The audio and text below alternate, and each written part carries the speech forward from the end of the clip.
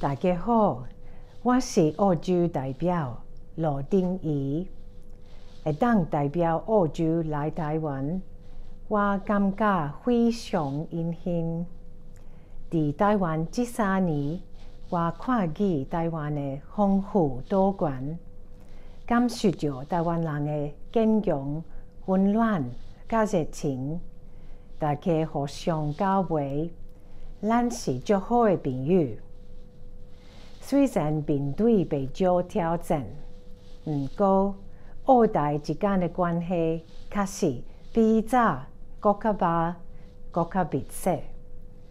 咱拢正当民主价值，有真丰富的原住民历史、文化，开放多元的社会，嘛为印太地区的和平、稳定、甲兴旺做伙打拼。咱的心理往来长期互相相挺，有真侪频繁的合作、甲交流。